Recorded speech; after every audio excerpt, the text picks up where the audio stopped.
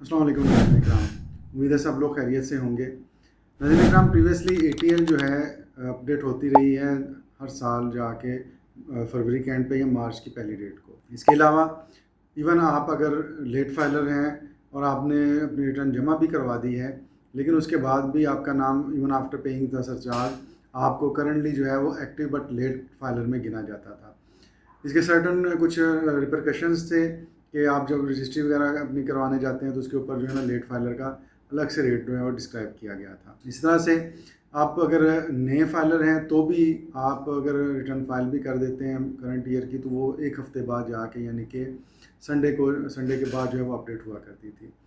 अभी FBR ने हाल ही में एक नया SRO जारी किया, SRO 1638, जिसमें उसने ये सारे का सारा ATL को रीवैम्प कर दिया, ATL को अपडेट करने का निज़ाम सारे का सारा चेंज करके रख दिया। थोड़ा सा इस बारे में बात करते हैं। जी तो दोस्तों, अब नए सिस्टम के तहत जो ATL होगी वो डेली की बेस पर अपडेट हुआ करेगी, नंबर फर्स्ट।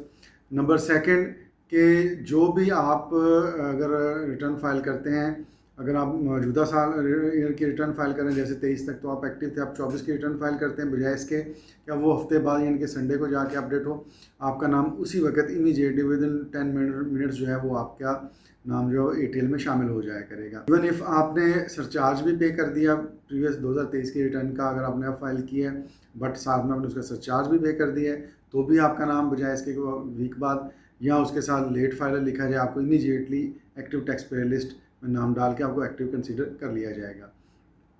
इस तरह से AOPs कंपनीज़ जो कि 30 जून के बाद फॉर्म होती हैं, पहले उनको लिए लाजिम था कि एक्टिव होने के लिए वो पिछले साल की रिटर्न फाइल करें, अगरचे वो साल में वो एग्जिस्ट ही नहीं थी कर रही, लेकिन उनको रिटर्न फाइल करनी पड़ती थी, सरचार्ज पे करना पड़ता था ताकि वो एक्टिव लिस्ट में आए।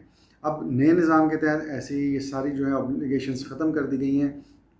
कोई भी AOP या कंपनी अगर 30 जून के बाद भी बनती है तो उसको पिछली रिटर्न फाइल नहीं करनी पड़ा करेगी, वो उसी वक्त एक्टिव कंसीडर की जाएगी।